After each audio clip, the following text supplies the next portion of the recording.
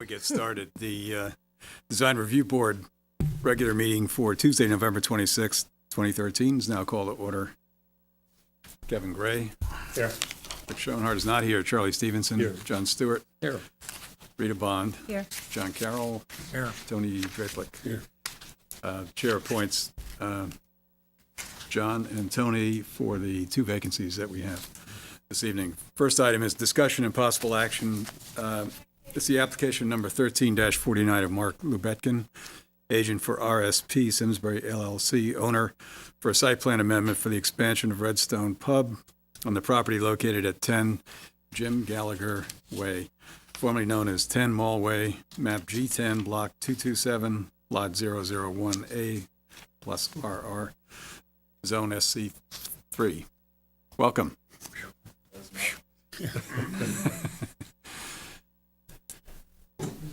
Yes, sir. Yeah, the microphone is on, so. I'm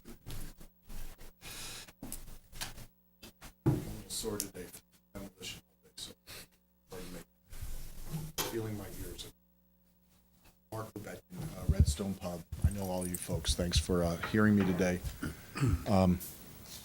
We never intended to expand, but L Design found a better location next to Valari behind the pizza place, and the landlord asked me if I was interested, and it was already a door there, so I figured why not. We're adding about 900 square feet to the 1,100 we already have. It's only going to be seating and an opportunity for small private functions, which we get a lot of requests for and don't really have the space with the current pub layout. So I'm not exactly positive what you have. What I'd like to do is share the packet I have with you. May I? Sure. That I put together in terms of this. The first copy has the plot plan, I think it's called, and it shows where the current Redstone is with our main entrance, and then it has the expansion area, and it shows the event-only entrance and the emergency exit. And it's my understanding that the focus of this meeting is supposed to be on the emergency exit and the change and the front. I want to make sure we include that so you understand the full picture. All of the exterior changes. Yes, sir.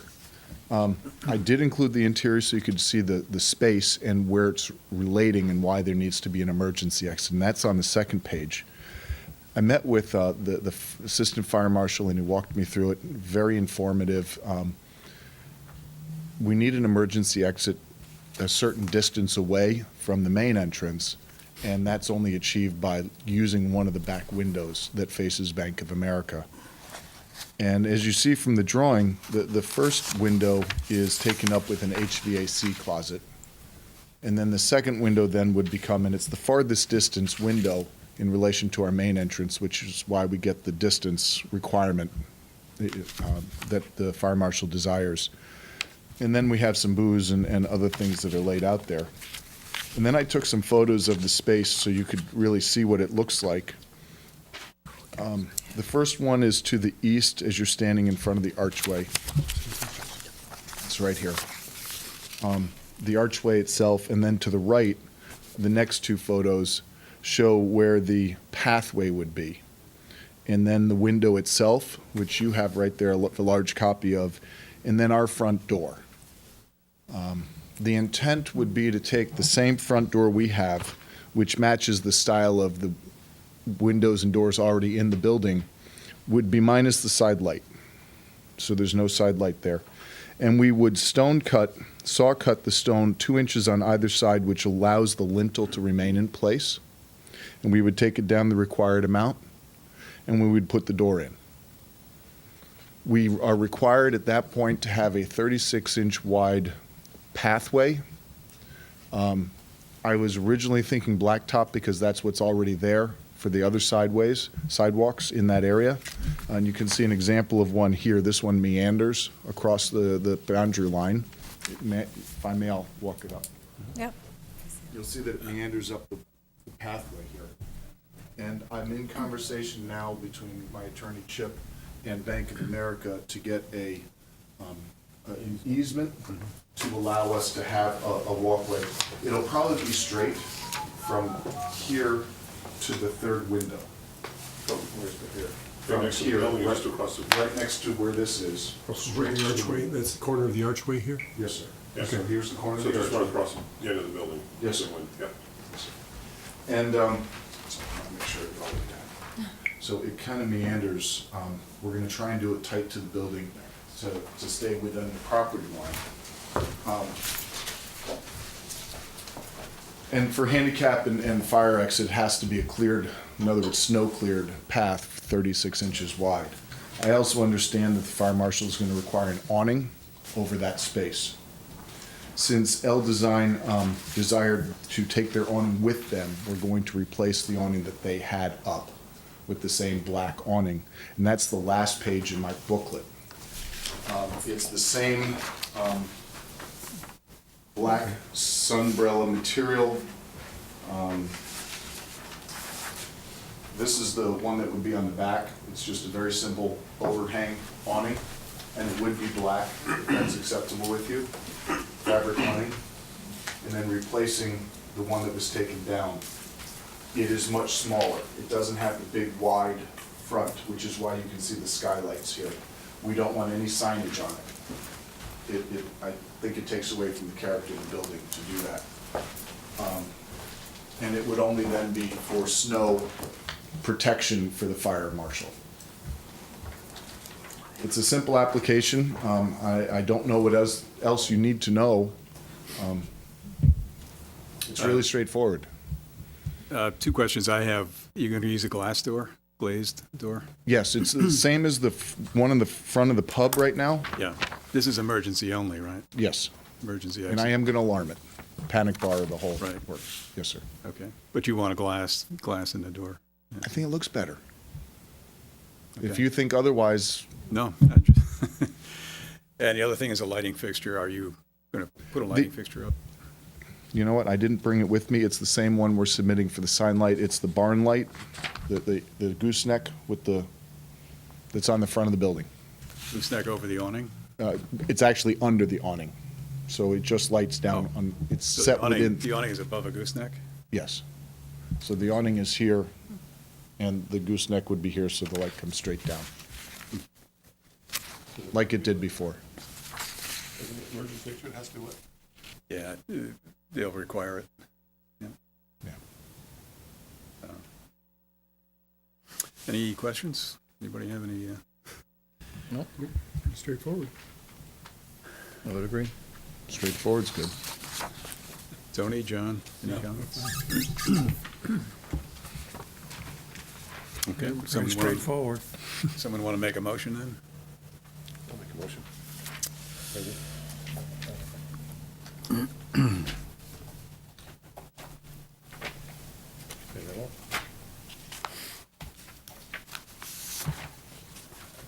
Thanks.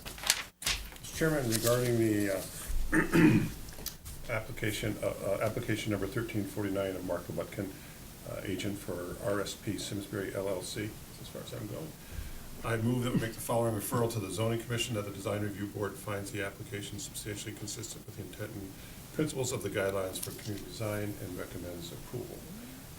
This is with the understanding that a gooseneck lamp matching the one will be placed under the new emergency exit, and it will be similar to the one that's on the current front door.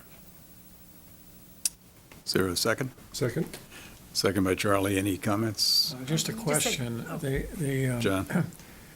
The event-only door, that's an existing, That's the current L design door, yes, sir. okay. And we're going to only use it for private functions. The main door of the pub is still going to remain the main door of the entire facility. That was the entry to the Hair salon, previous, yes, sir. okay. Does that match the entry, your entry door, your original? No, it's a solid glass door currently, Solid? yes, sir. And it is the one in the picture with the awning. So this is the door that she currently has, and we're not changing it. And then there's the center window that I matches our see, door. okay. So, And then yeah, there's a glass window here. okay, so this, yeah, okay. I understand. Thank you. Just matching the door. Rita, did you have a comment? I just, of the, what Kevin had just said, that he had mentioned that the light was going to go under the door, but I think she meant under the awning. Under the awning? And Did I say over the door. Oh. He did, yeah. Yeah, over the door, under the awning. So, Okay, thanks. my only comment. That's for the ants. Okay, with that correction, and I assume the second is still Indeed, yes. still there. All in favor of the motion, acknowledge by saying aye. Aye. Aye. Any opposed? So it's unanimous. Good luck. Appreciate it. If anyone wants to help with demolition on Monday, 9 a.m. You want this one? Great, thank you. Very much. Does that mean you can expand your patio space? I don't want to. We really want to keep it cozy. This was not intended. We never expected to grow it beyond the 49 seats. But the demand, especially on Friday night, is so much right now that this space will really, people won't be turned away. How has the patio worked out for you? You guys, Hiram in particular, and how he helped me design it. We never expected it to be this busy. So the original design, if you remember, was a tiny little patio. And the only challenge we've had is, we're on air, so I can't share all of it, but some of the, by moving the planters out to protect the patio when we're open, has upset some people about parking. Because as you know, you required us, and zoning required us to close those parking spaces when the patio is open, which we do religiously, whenever we have the patio open. It's just really cozy, and if you want to try it, if you come on the 30th, this Saturday, from 1 to 9, we have one of our beer fests. It's a great festival. It's concurrent with the Simsbury Celebrates, and offers an adult alternative or adult and family alternative. So, good food, good beer. What's the time again? 1 to 9. I'm glad to hear it's worked out. It's winter. Thank you. Thanks. Yeah, next item on the agenda is discussion items. Number one is the Village District Study in Weetog. I guess, Hiram, you're going to talk about that? Yeah, I've been asking the consultant to send us the draft information. They're trying to send it to us. The file is so large that it hasn't been able to get through our town IT site. So they're copying the CD, which I expect to have by tomorrow, and happy to share that with anybody who wants to see it. We'll get it up on the website as soon as I get it. It's significantly overdue as far as I'm concerned. I think that the consultant originally thought that it would be a lot easier to integrate the form-based concepts that we all talked about, as they got into this process. And I think as they got into it, then they found out that it probably wasn't as easy as they initially thought. So that took longer than they thought. So I'll let you know, certainly as soon as I get it, what it looks like, and if you want to, visit the website or however you'd like to get it. If you need to, I can make a copy of the CD once I get it. Should have it by FedEx. It's supposed to be mailed yesterday, so I should have it by tomorrow at the latest. So I'm happy to share that. What is the process? You're going to review it with the commissions, or? Yeah. I know zoning will get it eventually, but. Sure, absolutely, yeah. I'd like to have as much public review as possible, send out information to all the commissions and boards that we have it, that it's up on the website. Please take a look at it. Let me know your comments from not only the boards and commissions, but also the general public, whatever landowners or anybody else that might have comments on it. Happy to get those comments and like to get it finalized. I think it's optimistic right now to say it'd be finalized in December, but hopefully by January we can take a look at it and get some semblance of regulation in place to go forward. So, Are the consultants coming back to give, describe how to use it, or? they have offered to do that. Yeah. I'd like everybody to take a look at it to see if you think that's necessary, and if you don't, that's fine. It was yesterday indicated from Angus, from the primary consultant, that they had spent in excess of 400 hours, in excess of what they had originally spent on it, which indicates to me that they were struggling with how to get it in shape. Right. They still offered to come back and talk about it if we need them to do that, and I'm happy to ask them to do that if we think it's necessary. If we don't, then fine. I think what's going to happen is that we're going to take a look at it, and if we like what we see, then it probably could go forward essentially as we see it. If it needs a lot of the loose ends sort of fit together more carefully or more closely or more specific in certain situations, then I'm happy to do that as well. So I'd like to get it to as many people as are interested in it and get feedback as quickly as possible. Will it tie into like the center district has, the town center has a procedure and then the code? Will this have the same procedure or does it have its own procedure? I think the procedure will be the same. The problem with this one is that it didn't really have the street network as little as we have here in the center. The street network is certainly more developed than it is in Weetag. So I think that's one of the problems. I think the process will probably be very similar in terms of how it goes forward. It's very likely though, for example, if you take a look at the Mitchell property, that probably that would have to be subdivided prior to its actually being developed. And so there may be subdivisions involved where the planning commission's involved, where typically that wouldn't happen in the center project. So that would be an additional sort of step that people have to go through. So one of the discussions we had early on was, how does the planning commission fit into this? And the planning commission has to fit in early on. If a subdivision's involved, obviously, until the property gets subdivided, it doesn't really exist as an entity.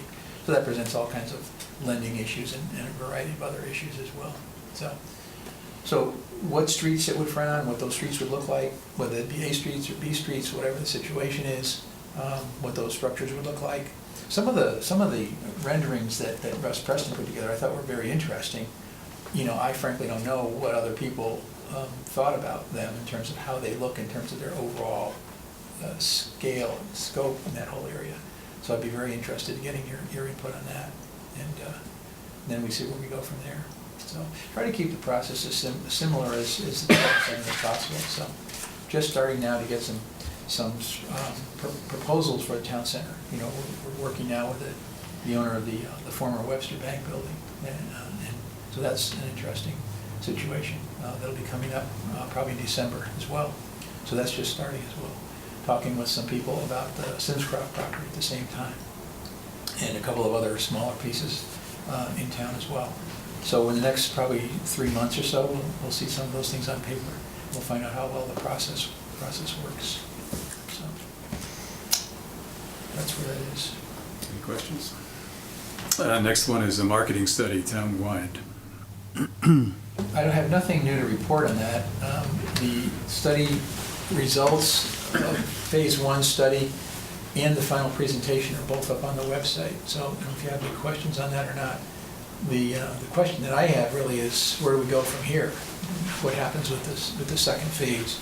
A lot of the deliverables, that is some of the other work in terms of specific things, working with businesses, targeting businesses, setting up a monitoring program for finding out how well we're doing going forward is one of the important parts of phase 2. One of the big questions about phase 2 was the funding of it. And the funding was set originally at about $120,000. First phase was 25. We had applied for a steep grant. We have not been notified that we got it, so I assume we didn't get it. So I'm in the process now of looking for other funding sources for that. And so we'll see what happens with that. We're just starting now to begin to talk about next year's funding cycle. So we'll be talking to the Board of Selectmen, Board of Finance in the next month or so about that as well. So we'll talk about that, how to fund it. But at the same time, we want to find out what people think about the first phase and whether people think the result was worthwhile or not. I think that in general, the people that I talked with responded well to the presentation and to the facts that were gathered there. But the question is now, well, what do we do with it? How do we use that to really sort of make it go forward? So that's what we're working on next couple of months.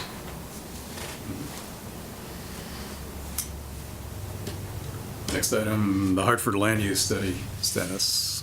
I don't have any new and earth-shaking news on that either, other than to say that I've been working with Gateway to try to get the framework for the draft code in place.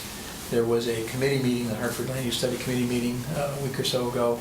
I gave the committee a copy of that, and as soon as the Hartford tells me, I'm happy to release that to the public as well. There's nothing earth-shaking in it, believe me. The process is very similar to the one we use for the town center.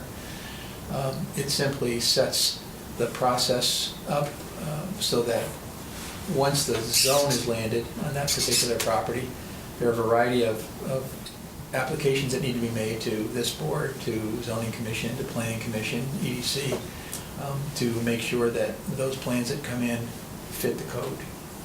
The trick right now is, as I suspected from the beginning, is trying to make the code flexible enough so that if a user were to come through the door tomorrow, he or she wouldn't be intimidated by the code, in fact, would be encouraged by the code, that it's helpful rather than harmful. I've spoken with several potential people that might be either attorneys or other potential developers that might be involved, and so far they all indicate that the fact that we're working on the code, that we're trying to put it in place, is helpful and seen as a positive as opposed to a negative. So people, I think, generally understand that. People are trying to work forward to try to make sure that something good happens there. So that's where we are with that. Who's doing that code? Gateway planning. Gateway is? Yep. And does it tie into the WETOG code at all? It doesn't really, because it's really a different animal. I think they'll be back in probably January to talk about that as well, once they get the draft sort of in decent shape. What we had originally promised, the Hartford wanted it roughed out and in front of the commissions in December. It's just not, because it's such a difficult project, it's not going to happen in December, but we hope to have it in front of the commissions in January. So that'll be in front of everybody, and obviously on SCTV and on the web as well. But it is a different situation, and it really, I think, really depends on who comes through the door and what they have in mind for that property. So, I mean, I think the potential for each section of it, whether it's the north 40 acres that's undeveloped or the southern portion, which has the existing building on it, very different potential, obviously.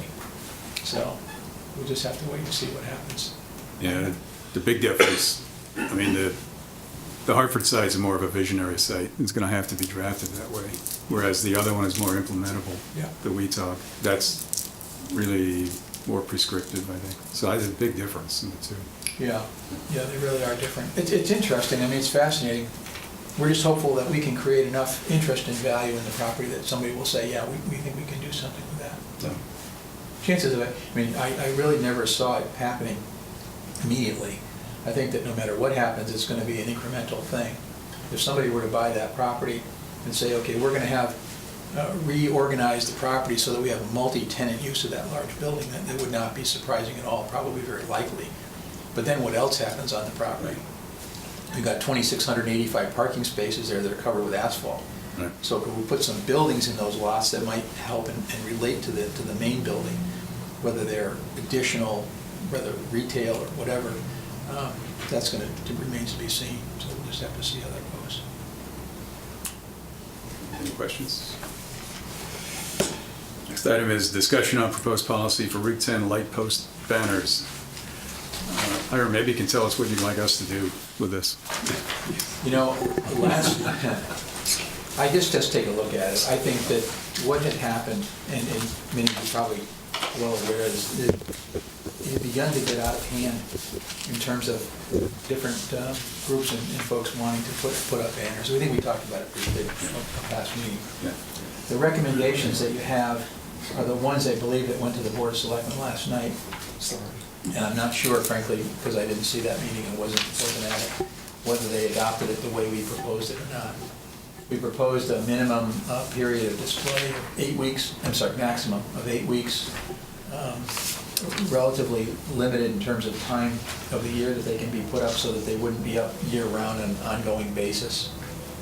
The size of them would be limited to essentially what DOT has allowed us to do in the past, and the amount of advertising, so-called advertising, that's on the bottom would also be subject to the DOT standards for what they call logos or advertising sponsors, I guess is probably a better way to put it. That would be limited to the way they are now. I'm not sure that you need to do anything unless you think that anything is, really flagrant. But if you have any comments on it, please let me know. And I just think the Board of Selectmen. Planning is not actually involved in the light post banners. We're involved in the one over Hot Meadow, but Parks and Rec is involved in the light post banners and the one over Iron Horse. So that's basically it. Why that split? What? Why is there a split in who you go to? The whole banner thing is sort of spun out of control. People think it's a great thing. They really like it. What's happened, however, is it's become a really difficult thing to manage. The one over Hot Meadow, for example, is challenging in that getting somebody to put that up is important. Getting somebody to put it up without dropping it on a car is important. Having the proper liability insurance is important. Getting DOT to sign off on it. Every single time we get a different user, that user's got to go through the DOT process, and it takes a lot of time to get through that. So we've got to push that through the process. Every single user that comes through the door is not familiar with the process, and so it's a re-education process every time somebody comes, which can be as often as every 2 weeks or whatever happens. And the banner's up quite often, so it's a lengthy period of time.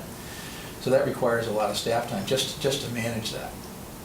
What was happening is that people wanted to use it so much that we ultimately said, well, we need one down on Iron Horse, but the planning department was not really interested in managing that because most of those were for activities that were taking place at the Performing Arts Center anyway, which is really the Culture, Parks, and Rec department. So we sort of suggested to the selectmen that they manage that, and we're successful in actually getting them to do that. So we're happy that Jerry and his group is managing that. So it does take a lot of time.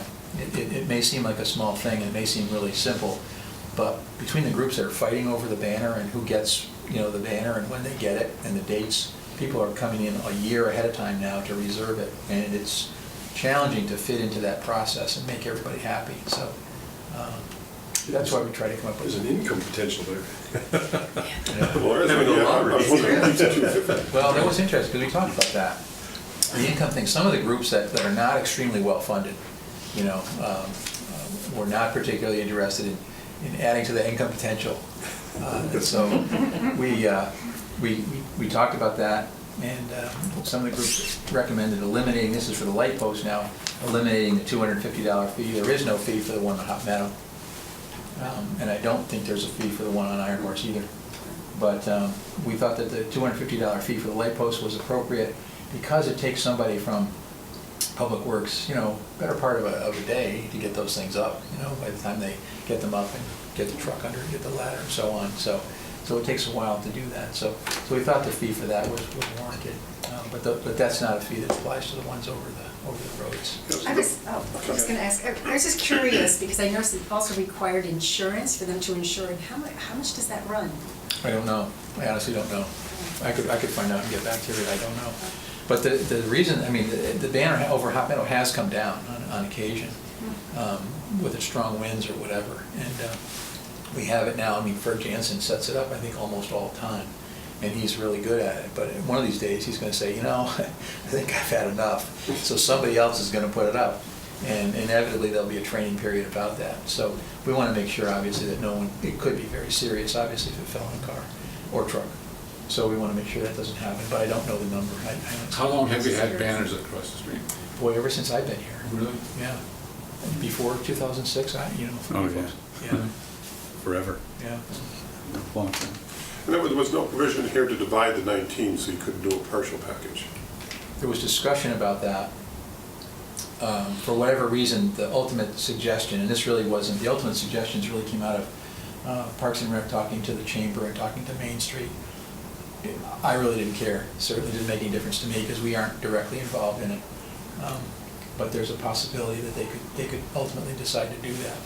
There was a limitation on the total number of banners, and that these are only for the 19 bracketed poles along Route 10, that's it. They didn't really want to see it stretch further south or further north at this time. Now, whether that's going to be a discussion in the future, we don't know. I would suspect it probably will be at some point. So. Yeah, but then, if you split it, then you'd have to do a per pole price instead of the $250, just to make it more reasonable, because right now, not many nonprofits could afford to buy Right. the 19 signs, the insurance, and $250. That's a lot of money. Yeah. I don't know. I can't tell you that. All I can tell you is Jerry Toner talked to the Chamber about that, talked to Main Street about that, Kevin. We tried to state, from a planning standpoint, we've not gotten into the regulation of it because we just thought we had enough to do with the banner over Hot Meadow. So, and we've never actually had anything to do with it, although I think the perception was that we did, and we really didn't. And we had a meeting with the selectmen one day, and we indicated we really have never issued any permits for those, and we didn't really want to do that in the future, so that kind of eliminated our participation in the light post issue anyway, so that was that. So to the original question about what I would like you to do, I don't have any suggestion. You know, if you have anything on there that you think is outrageous, that's fine, let me know. Again, I can find out tomorrow morning whether the selectmen did in fact act on this, and if they acted on it in its current form or not. I'll let you know, I can let you know that tomorrow morning. So when you say Culture, Parks, and Recreation Department will administer the display of the banner, so they're in charge of deciding what's appropriate, what isn't? then? Yeah, based on the standards that were set up in terms of size and display period. Content. Yeah. Well, there was a big issue, of course, about, you know, what's advertising, and DOT gets involved in that pretty heavily. And there was recently a significant discussion about the Chamber's proposal and what they wanted to see on the banners, and whether that was constituted advertising or whether it constituted simply sponsorship, like a sponsor on the bottom of the symphony banners. So that was a discussion that went back and forth. And what happens, of course, is you get into an area which is extremely gray. You really, you know, is it just sponsorship? Is it advertising? What is it, you know?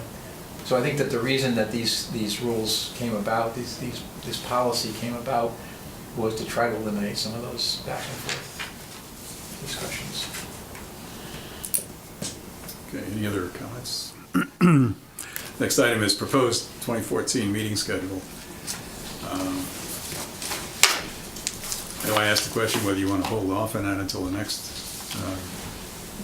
This is really our final, for this particular board, except for 2 members that are coming back, but whether you want to wait for your next meeting and to approve the 2014, when you have a new team. Yeah, I mean, I just assume, they can always change it later on, but All right. my suggestion would be go ahead and set it, and if they want to change it. Okay, is there a motion to approve the, I'll move the approval of the Second. for the approved plan. any comments? It all depends what happens in January. Maybe we ought to change it, make Actually, it this every is week. December. What do you think of that? What? Well, we ought to change it, make it every week. You like that? Or 8 o'clock at night. Once a week at 8 o'clock on Tuesday. Did you say half the number? At noon? No, I'm just kidding. Early morning was a good No, it's early morning ones are killers. We got a motion and a second, no comments, serious comments? All in favor? Aye. Any opposed? That's unanimously adopted. Well, just this is just a point of curiosity, what can you or Hiram, what can you share with us about what has happened, how the board, how has this evolved, or what kinds of things, so we can walk away with some sort of Sure. something? From what I know, Yeah. there were 7 individuals that volunteered for service on the design review board, two members of the present board, and then there were 5 others that volunteered as well. Some have previously been on the board. I think Mr. Lanza was on the board originally, Paul Lanza, some time ago. Others have not had experience with local design review boards. There are a number of people with architectural experience. There are. Some LEED certified commercial architects. Some have done really small projects, and some are home builders, and others have built hospitals. So the spectrum is all over. Okay. I don't recall anybody that had landscape plan experience. I don't know, so there's probably a gap there, you know, see what happens, designs. But I think it'll be, it's a different mix of people, obviously. There's still a couple of alternate positions that are open, so there's 6 members and 1 alternate right now, the way it's set up. Now, have they been approved? Has this gone before the board? The zoning commission approved them the other night. They will need to be sworn in on December 2nd. Okay. They can be sworn in at either Eno or here. The zoning commission meets the same night at 7, probably going to end up being 7:15 by the time we get started. So they can come here and be sworn in. Then town clerk has agreed to stay for that as well. So they would start that night. What the zoning commission has asked for is that they have a kind of a sort of a process discussion meeting that evening in terms of how things will work, and maybe the schedule of meetings and so on will be discussed at that time too. Other than that, I don't know anything more about it. Thank you. Thanks. I've asked Hiram to put together a packet for the new members. The guidelines, the motions, et cetera, et cetera. Okay. Yeah, we did. The zoning commission gave no indication of how they want to integrate with us. Not that I know of yet, Tony. I'm sure that the discussion that night is going to be a sort of a back and forth discussion in terms of what people's perceptions are and availability and things like that. But I don't know. I have not. Do you have the list of people? Either one of you guys have the list? Yeah. Can you tell us? Say again? The list of people, who's on the new board?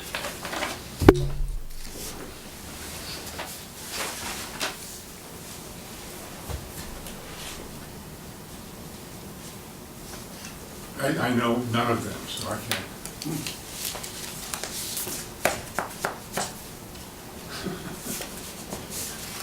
Charlie, you're frowning. No, I wasn't frowning, I didn't know any of them either. I know Paul Lanza, that's because he's a neighbor. And he'll do a nice job.